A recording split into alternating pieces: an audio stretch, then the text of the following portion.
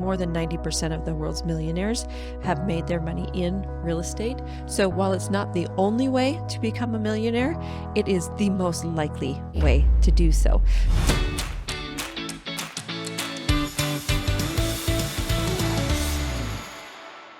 Welcome back. I'm so excited that you have joined me today, and I am super excited to talk about this topic. One of my favorite things is investing in real estate, and I know that sounds silly, and some people will be like, really, Camilla, that's your favorite thing? But it is. It's so fun, and it's been so fun for my family and a very powerful way to build wealth. You know, they say more than 90% of the world's millionaires have made their money in real estate. So while it's not the only way to become a millionaire, it is the most likely way to do so. So today we're going to give you an introduction to the 10 best real estate investing strategies. And I'm going to tell you the ones that I've done, the ones I haven't done, and reasons why, and give you some really tangible ways that you can start today getting your real estate investing journey off the ground. So let's dive in. 10 strategies. Okay, strategy number 1 is house hacking. This is the strategy that I always talk about with any brand new investor, especially people who are young and just getting into it. So house hacking, it simply means finding a way to generate income from your home. So your home that if you buy your own home and you live in it, it's technically not an asset. I know a lot of people say it's an asset and it's your biggest asset, but it's technically not, because the definition of an asset is something that brings money into your pocket. The definition of a liability is something that takes money out of your pocket. So if we think about your home, is it bringing money into your pocket? Are you getting cash flow every month from your home? Is it paying you to live there, or are you paying to live there? Right? Is it the money coming out of your pocket? Well, it's coming out of your pocket because you have to pay your mortgage, you have to pay for utilities, you have to pay for lawn care, you have to pay for, cleaning. If you have a cleaning person, you have to pay for supplies to keep it up and repairs, right? So there's a lot of things. So your home is not an asset unless you find a way to generate income from your home. So when my husband and I were first starting out, we were married young and still in college, trying to get our bachelor's degree. That means we had no money, right? We were cash flowing our bachelor's degrees. We were determined to not go into student debt. And we were both working minimum wage jobs, part-time, and trying to get through school. Well, we were living at the time in a garage apartment. So someone had just, made a garage into a living space. And it was not a great place to live, but it was all we could afford at the time. And one day the landlady came around and she was asking us for the rent. And I just talked to her for a minute and I said, how do you do what you're doing? Because I knew she owned several rentals in the city. And we struck up a conversation and I started asking her questions. And she said, what you should do is you should buy a house. And I thought, what? No. You don't understand. We are poor. That's why we're living in your garage apartment. And she said, no, listen, you could buy a house and you could rent out the basement. So you buy a house that has a basement apartment in it and rent it out. And we thought about that and we thought, okay, maybe it will work. And that's exactly what we did. So we went from living in a garage apartment to buying a 6-bedroom home that, by the way, had a pool in the backyard. I mean, how cool is that? And then we rented out the basement and we ended up paying maybe $150 a month to live there ourselves. So we found a way to generate income from our home. And there's lots of different ways you can do this, right? That was only one way. That was the one way that we did it. We bought a home that was specifically set up like that. So you could buy a duplex. You could buy a fourplex that has separate areas. You wouldn't want to buy anything bigger than a fourplex because then you can't get the best financing on it. You can't get residential financing because anything bigger than 4 units is considered commercial property. So you would want to buy a duplex or a fourplex, right? And then you have a separate unit that you can rent out. Or you buy a home or a condo that has an extra bedroom and you rent out your bedroom. I mean, many college students live with roommates. A lot of people live with roommates for a long time. You just rent your room.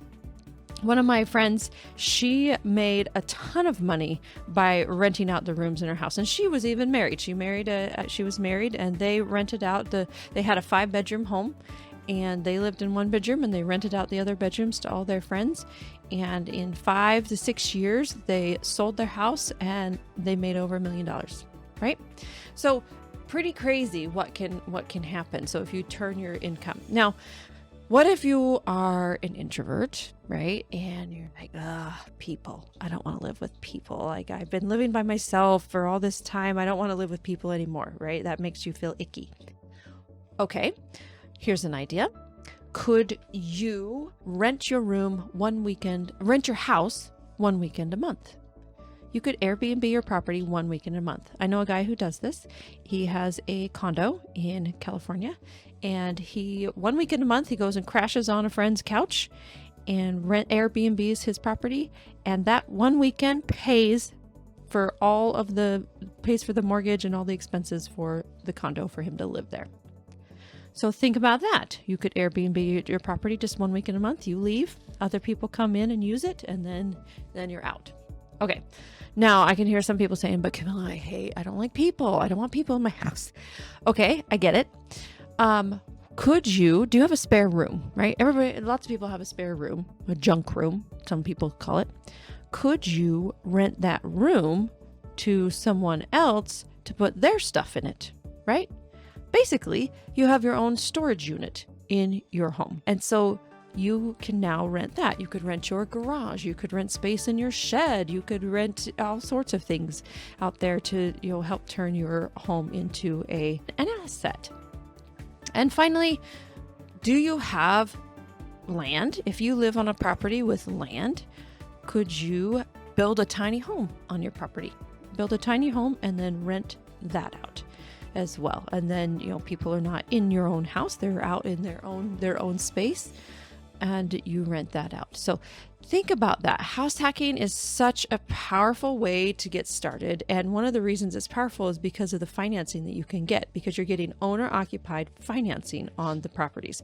That means you have the lowest down payment. That means you have the best interest rates. And so your loan is fantastic. And that is exactly how we started in our real estate investing journey.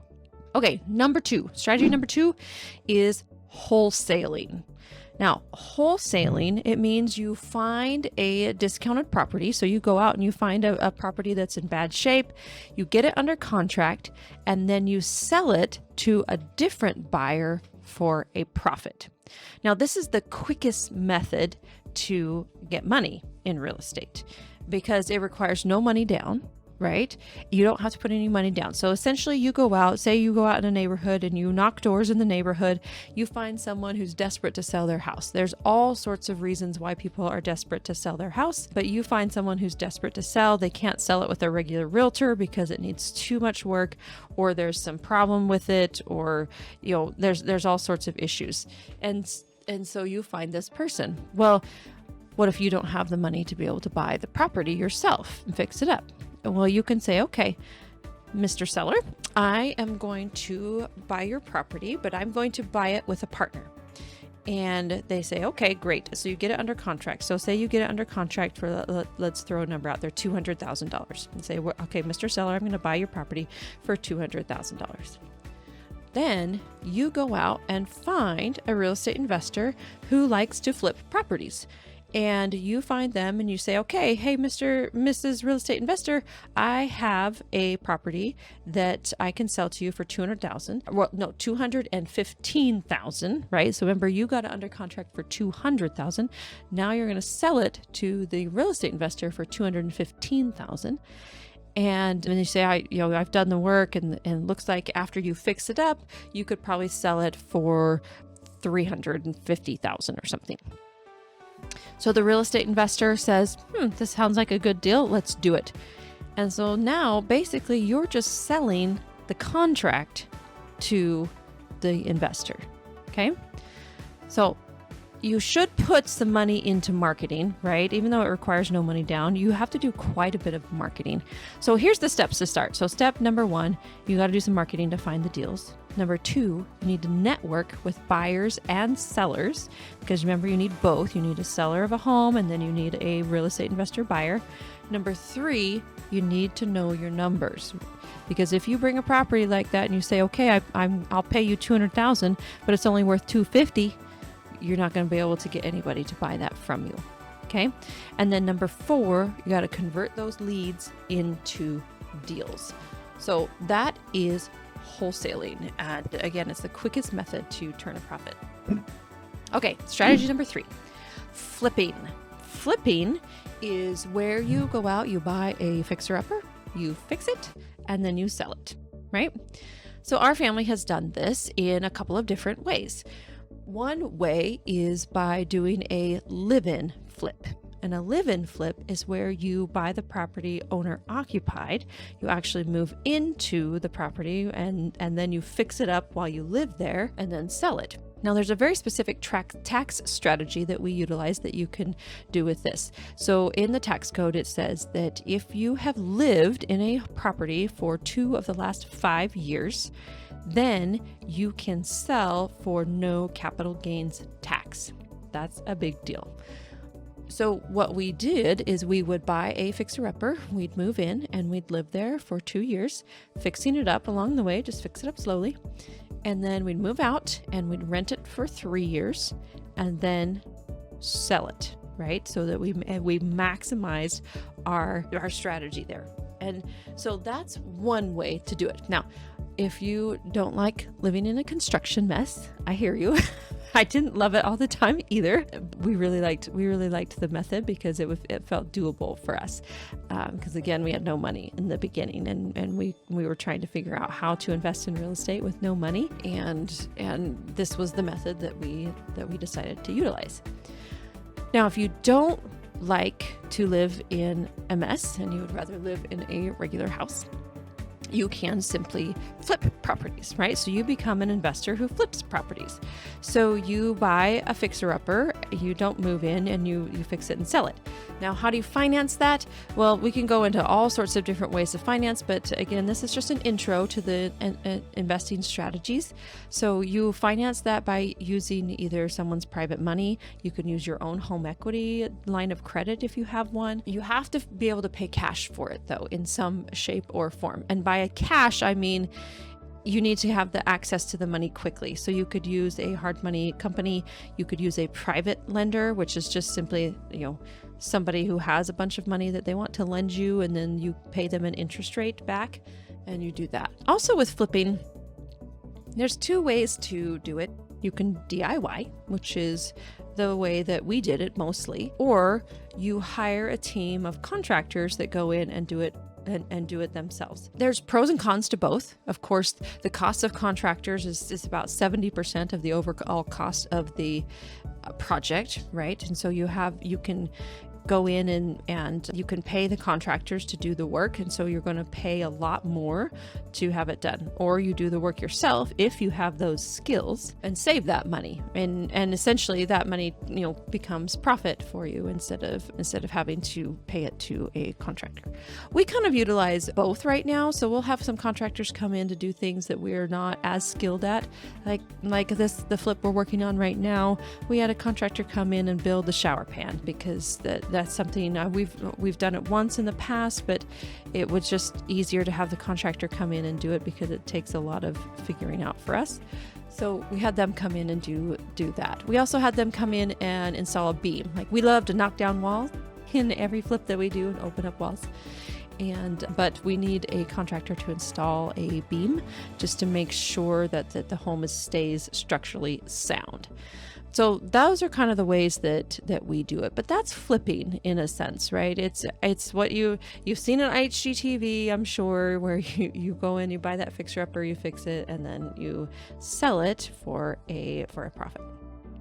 Okay, strategy number 4 is called a BRRRR, and it stands for buy, rehab, refinance, rent, repeat.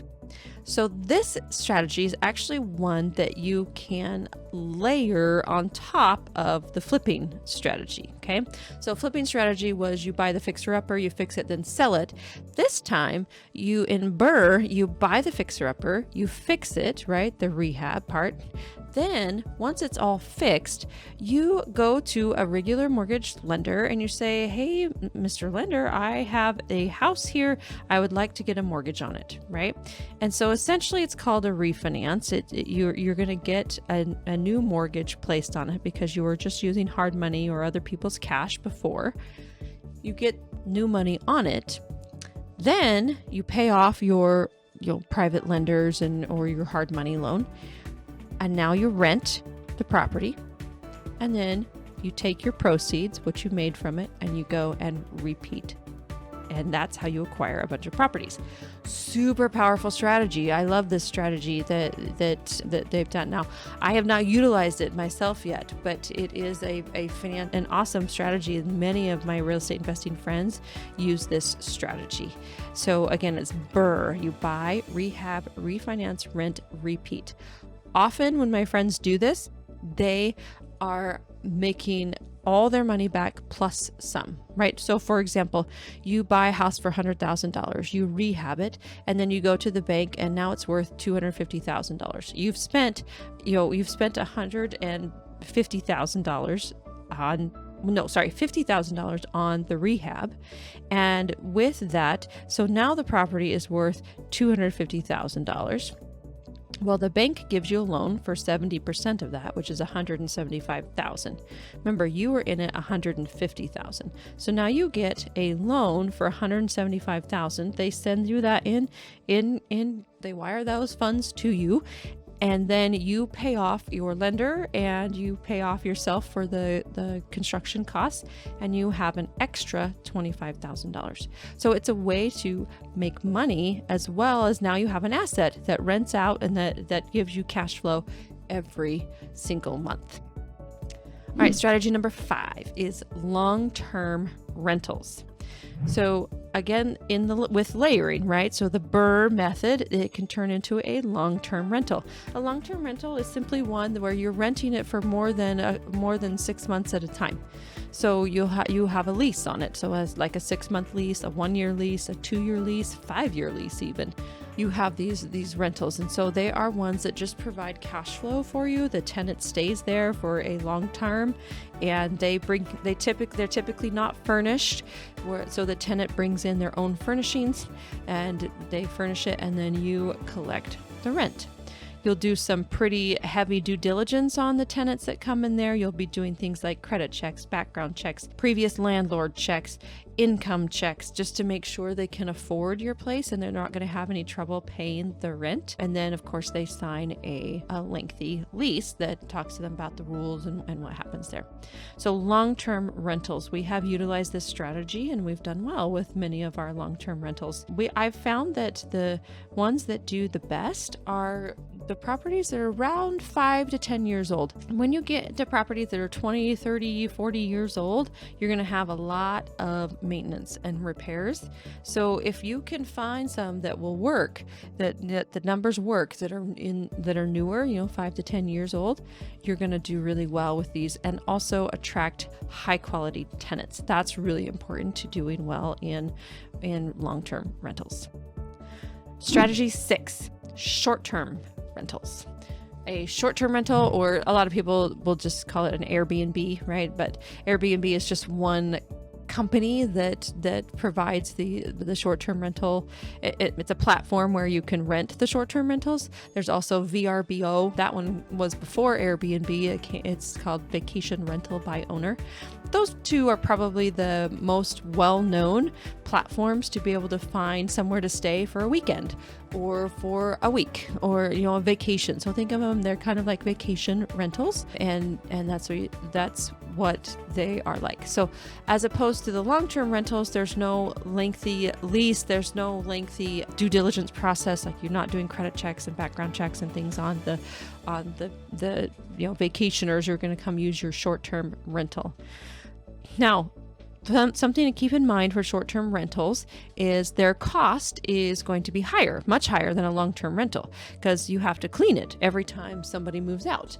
And you are providing all the furnishings, you are providing all of the amenities, and so you have to keep up with those repairs, and your cleaners have to check and make sure that nobody stole the forks, for example, so that the next person can have some forks and for their vacation.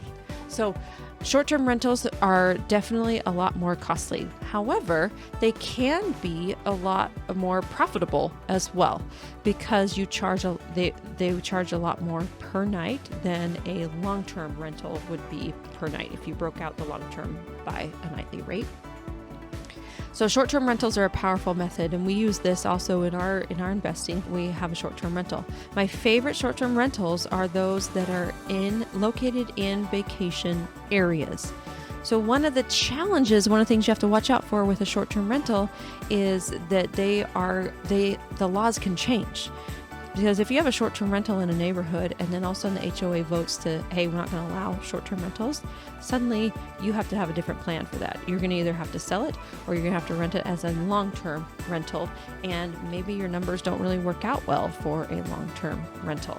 So keep that in mind. But if you invest in a short-term rental in a heavy vacation area where most people are coming for the weekend or for a week-long trip or things like that, then you have a better likelihood of the laws not changing, and so you can continue with your short-term rental. So another really great strategy. Also, cool thing about a short-term rental is that you can get great financing on it. We bought our first one as a second home, right? A second home financing, meaning that we're going to be using it for our family, and we do. We love to go to our cabin and use it.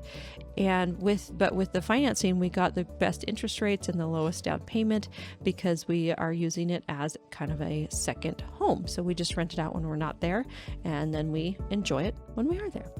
Okay, strategy number 7 is small multifamily. And small multifamily can be anywhere from 2 to 10, 12 units. Small multifamily was a step that we took on our journey once we'd done a lot of single family homes. We were ready for the next step, and that was a small multifamily. So we bought a 4-plex. And a 4-plex, the nice thing about the 4-plex was it was just one property, but there were 4 different units, meaning that it had better scale to it. So if we needed to raise the rent $25, we could, that was actually equal to $100 in increase, rather than if we had a single family home, we raised it by $25, then we'd get a $25 increase. So you can see the scale of things is better. But also keep in mind that there's more tenants, right? And if you're self-managing like we were, then with more tenants means more work and more effort, and you have to put a lot more time into it. Also, we chose to really self-manage. I mean, we would go and we would be the ones that would clean the units after tenants would move out. We'd do all the painting. We'd bring all 5 kids with us too, and they actually loved it. They loved to come and help at the 4-plex. They thought it was really fun to go and paint. And I mean, there was one time we were busting up ice in the middle of winter because this crazy ice storm came through, and we didn't have proper help to remove the snow, and so it just became the parking lot became an ice sheet. And I remember the kids with their bricks and with blocks of whatever they could find, sticks. We were all just there busting up the ice with hammers to try and make it better for our tenants.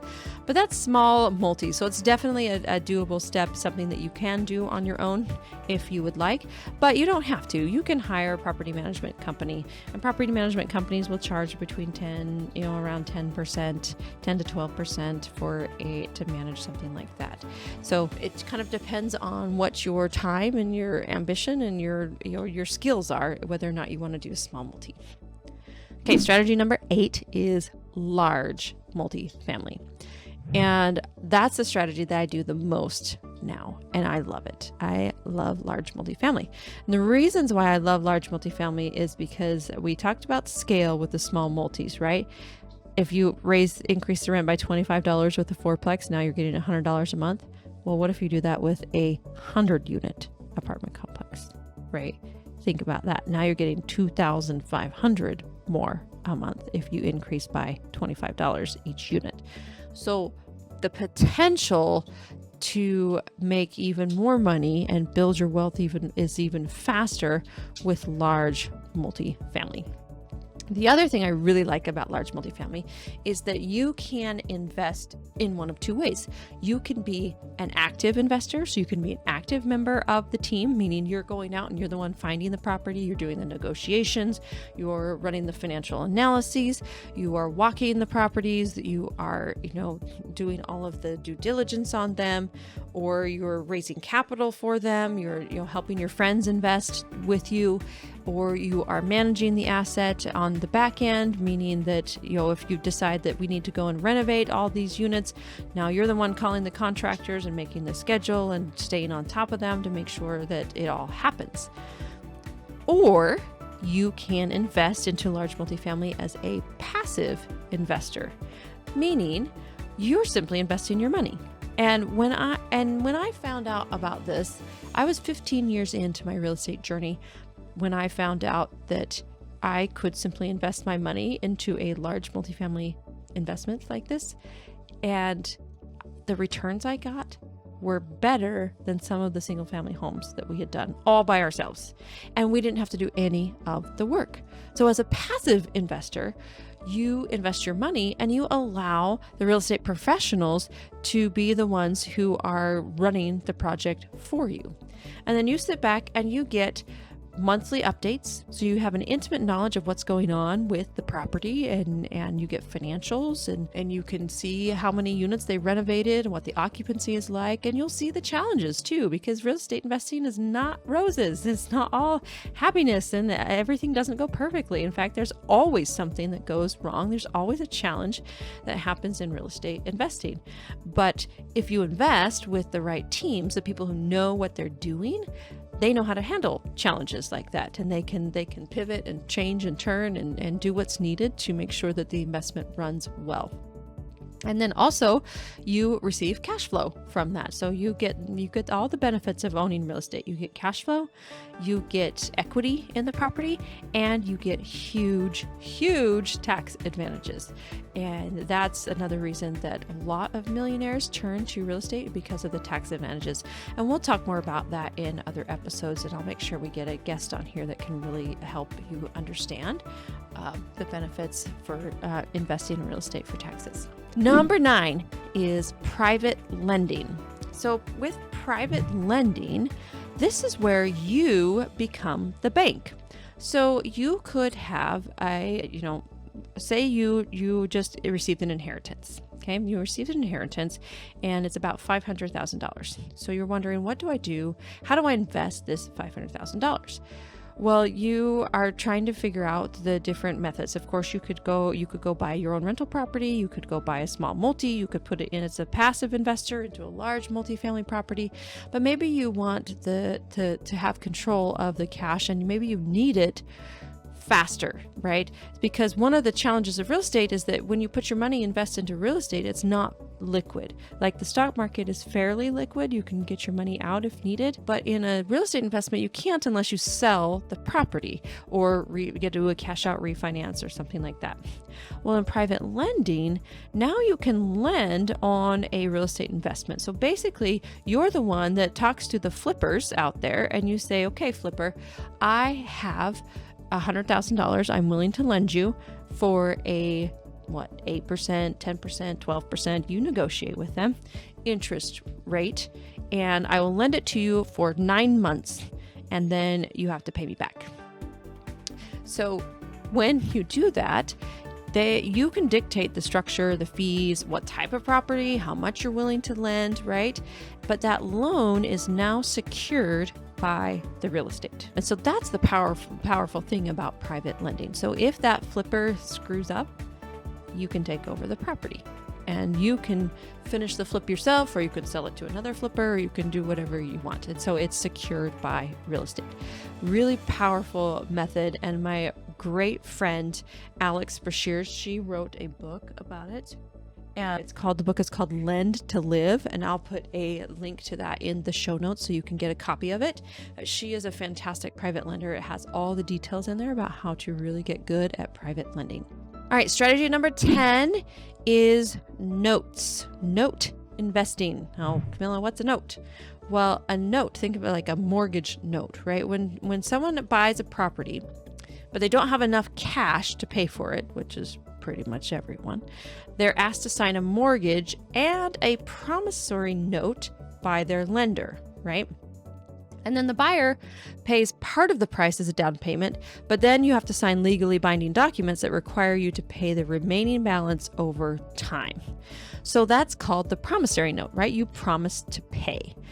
Well, note investing is where somebody is not paying, right? So they did not pay their mortgage and now they're in trouble of being foreclosed on. So you can come in as a note investor and essentially you're going to buy that mortgage from the lender. And then once you buy it, you become the lender, which means you collect payments from the borrower. So if someone is in a foreclosure situation with a bank or a mortgage company, and you come in, sometimes you can negotiate better terms for them, right? But you're always buying that mortgage at a discount from the lender. So basically you're saying, hey, Mr. Lender, I know they owe you $300,000. They're not going to pay. And if they don't pay, you're going to be in a world of hurt. Like lenders don't want to foreclose on properties. That's a really annoying thing for them to do. And so you provide a solution for the lender and you say, okay, I'm going to buy this mortgage. I'll pay you $250,000 for it. And they say, great, take it off our books and we'll just, write off the $50,000 as a loss. And now you become the lender. And so now you go back to the borrower and you work out payment options from the borrower. And then, again, just like private money lending, if the borrower defaults, your loan is secured by the real estate, so you can take over the real estate. But really, the benefit here is to actually working out better terms for the borrower and you. So you're getting some really great cash flow. So that's it. Those are the 10 best real estate investing strategies. You have house hacking, wholesaling, flipping, BRRRR, long-term rentals, short-term rentals, small multis, large multis, private lending, and notes. So as you listen to these, I hope that one of those was inspiring to you and you can get involved. So again, this is just an introduction to the investing strategies. We can go a lot deeper on each of these, and we will throughout the podcast. But I hope that you're inspired by this. I love real estate. It's so fun. And it's so fun that there's so many different ways that you can get involved and you can really start getting your money to work for you. So we'll see you next time on the podcast. And again, remember, please share this podcast. We want to share the wealth as much as possible. Bye for now.